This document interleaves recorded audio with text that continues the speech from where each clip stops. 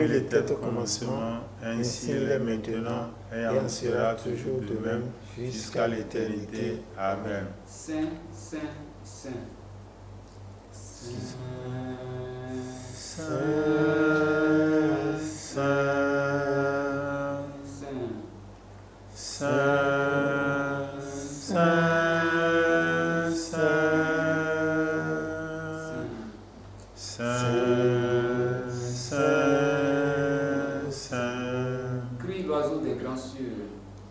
Crie l'oiseau des grands cieux. Crie l'oiseau des grands cieux. Crie l'oiseau des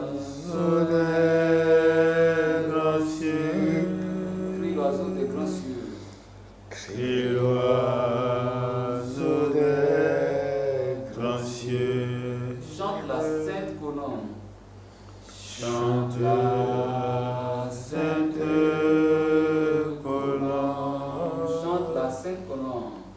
Chante la sainte colombe. Chante la sainte colombe. Chante la sainte colombe. Amen.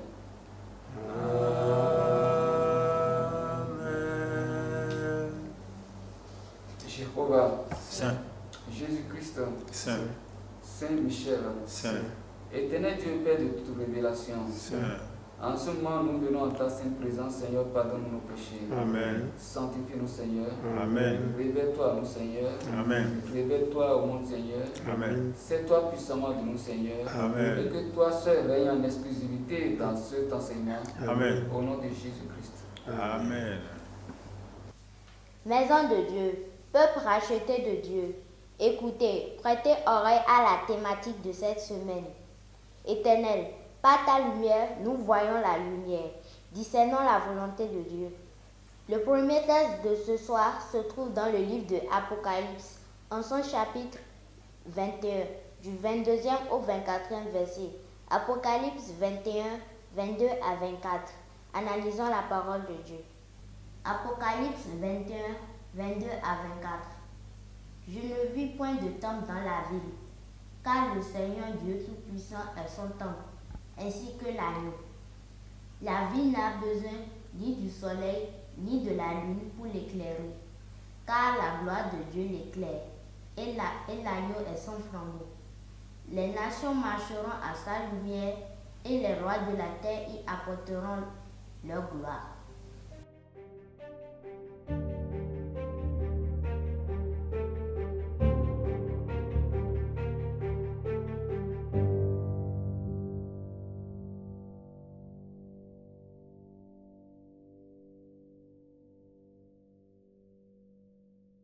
Peuple du royaume, soyez abondamment bénis dans le nom de notre Seigneur Jésus-Christ.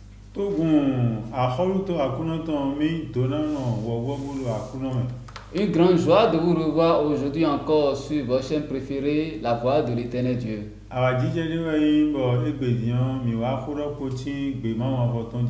C'est afin que personne ne dise à la dernière minute qu'il n'a pas reçu cette parole, que Dieu nous inspire par toutes les manières.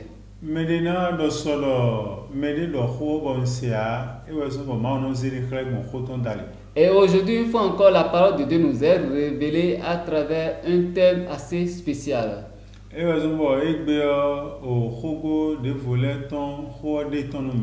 thème qui touche un aspect assez important et crucial de notre vie quotidienne. Alors,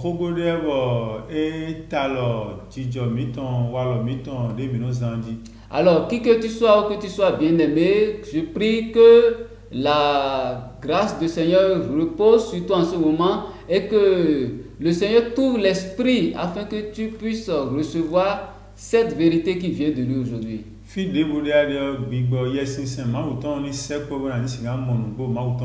La paix de Dieu soit avec nous.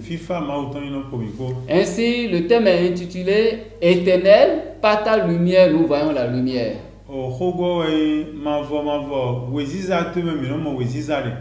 Et nous verrons notre sœur Oniel Valdo Ramanou pour les tests et les études.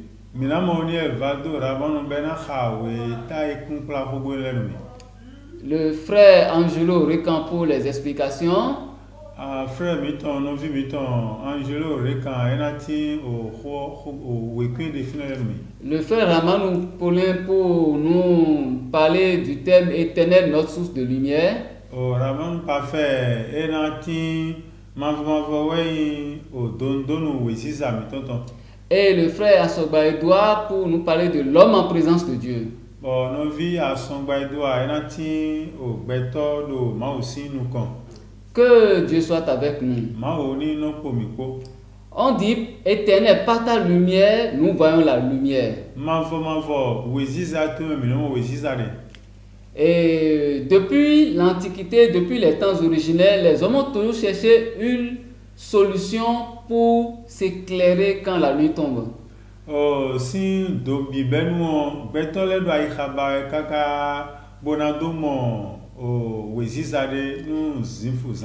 Et au fil du temps, dans l'évolution du temps, ils ont mis en place diverses techniques pour pouvoir trouver de la lumière. Ils ont mis en place des inventions diverses pour pouvoir avoir la lumière lorsqu'il fait sombre.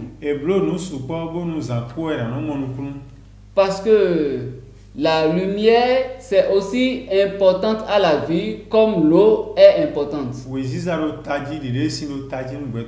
Les hommes ont senti ce besoin très tôt. Et ils ont tout fait pour l'avoir. Et aujourd'hui, ça se vérifie encore dans notre société moderne où lorsqu'il y a des coupures de courant, les hommes se sentent mal à l'aise parce que ça déstabilise tout un système établi.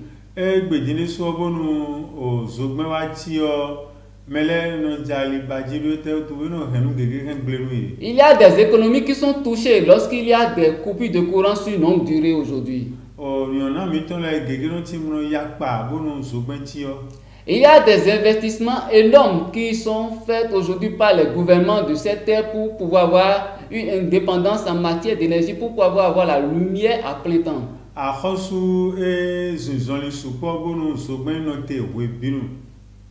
Donc, de tout temps, nous avons cette confirmation que la lumière est importante à l'homme dans sa vie quotidienne. Et qu'est-ce que la parole nous dit aussi à propos de la lumière? Voilà que le thème nous dit, éternel, par ta lumière, nous voyons la lumière. Dans le livre de Genèse 1, verset 2 à 4,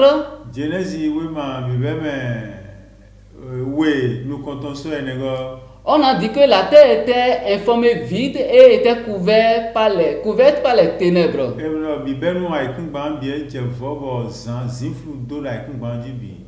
Et dans ce désordre, Dieu est venu, et au verset 3, on a dit, Dieu a dit que la lumière soit, et la lumière fut.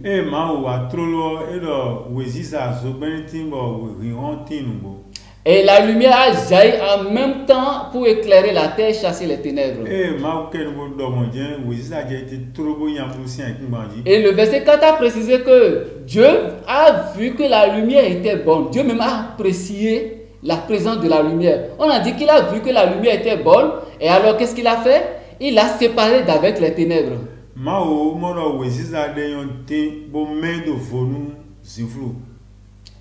Et quelle définition nous avons de la lumière? Quand nous prenons le dictionnaire contemporain en français courant, il est écrit ceci: la lumière est ce qui éclaire et rend les objets visibles.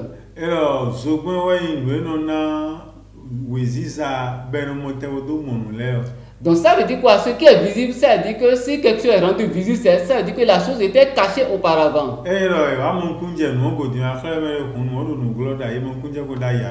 Et maintenant que c'est rendu visible, on a connaissance de ces choses-là.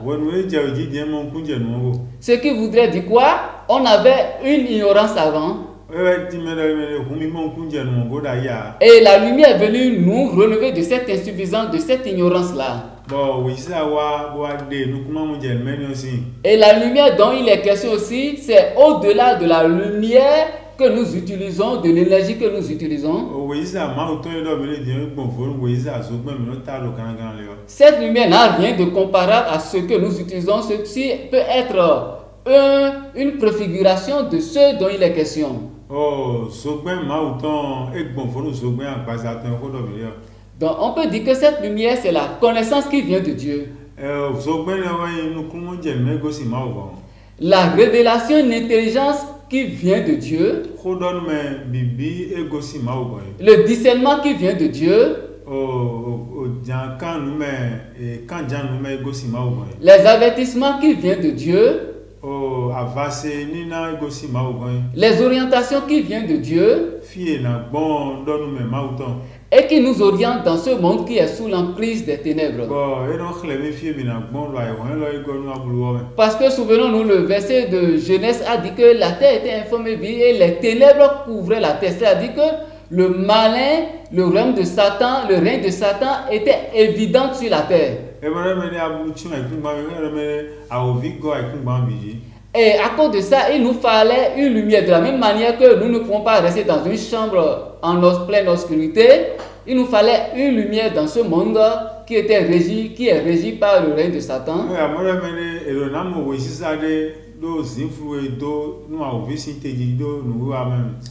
Et c'est cette lumière, c'est cette connaissance qui vient de Dieu et qui nous oriente. Et qui nous empêche de tomber dans les pièges du malin. C'est comme si tu t'aventures sur une route qui est remplie d'obscurité. Lorsque tu as une lampe torche dans ta main, tu peux arriver à discerner, à voir, à remarquer tous les trous, tous les pièges qui sont sur la voie. Et tu peux les éviter aisément. C'est de cette connaissance qu'il est question aujourd'hui. Cette connaissance de Dieu qui nous oriente et nous évite de tomber dans les pièges de l'ennemi. Parce qu'il a dit que votre adversaire, le diable, rôde comme un lion rugissant, cherchant qui dévorer. Alors nous avons besoin de la lumière de Dieu pour pouvoir tenir et déjouer ces pièges.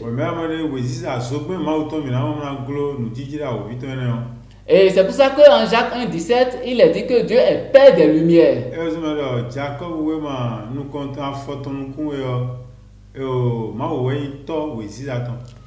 On a mis lumière au pluriel parce que il y a une infinitude de connaissances chez Dieu. Et il nous pouvoir de tout ceci par sa grâce. Et pourquoi avons-nous besoin de cette connaissance de Dieu? Dans le monde, les gens disent quoi? Ils ont l'habitude de dire que la connaissance est le pouvoir. Et à cause de ça, il y a une minorité qui tient le règne dans le monde et à service une majorité qui sont ignorants.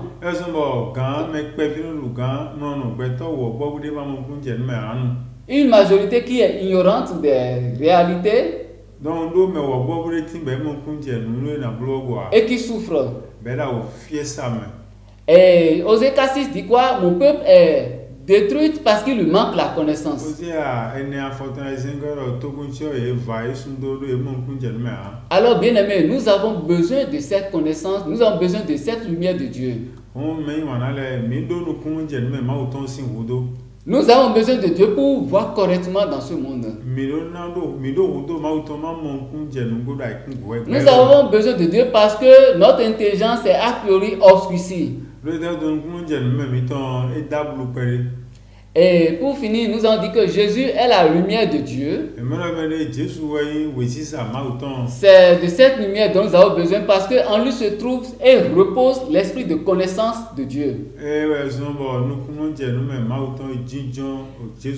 L'esprit de vérité de Dieu siège en Jésus. Et lorsque tu reçois Jésus-Christ dans ta vie, tu es élevé Tu triomphes du royaume de Satan et tu gagnes en prospérité et en grâce devant Dieu. Tu fais la fierté de Dieu. Dans le monde, beaucoup de frères et sœurs souffrent et sont asservis dans les liens de l'esclavage.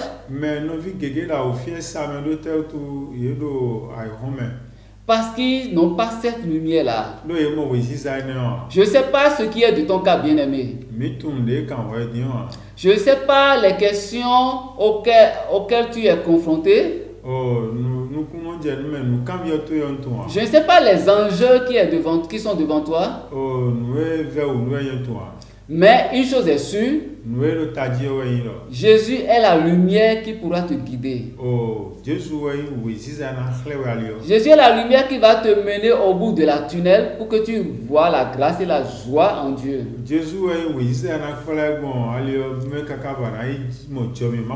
Et si tu ne l'as pas reçu, je t'invite à le faire dès ce soir, bien-aimé. Parce qu'on a dit que Dieu se révèle à nous. Mais nous allons nous demander de quelle manière Dieu se révèle à nous.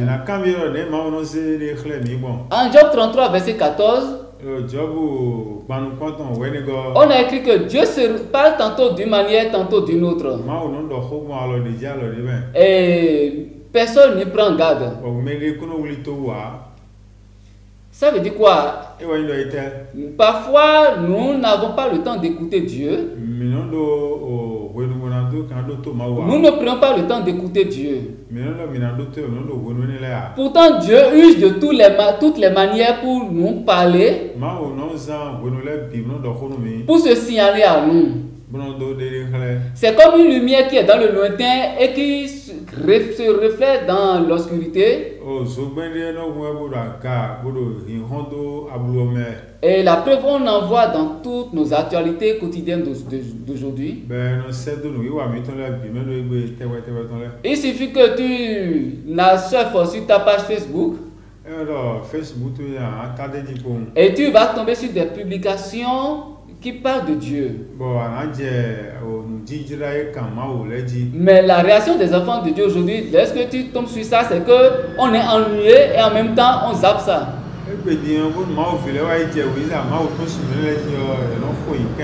Mais il suffit que tu tombes sur un article, une publication qui dit tel beau-fils a couché avec telle belle-mère et tel-ci a pris la hache pour trancher le cou à quelqu'un et on se passionne pour ça. Nous avons le temps et la passion pour suivre ça. Qu'en est-il de la lumière de Dieu?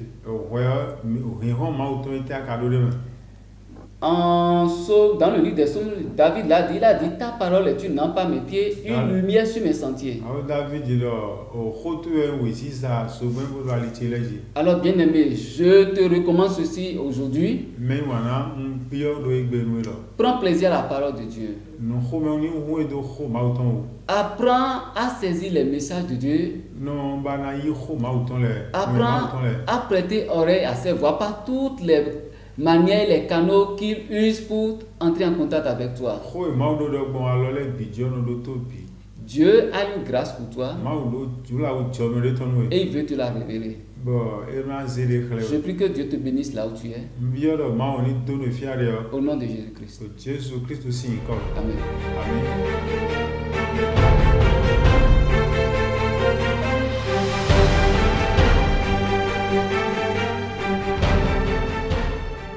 Merci de nous avoir suivis. Aimez, partagez et surtout n'oubliez pas d'activer la cloche de notification. Merci et à bientôt.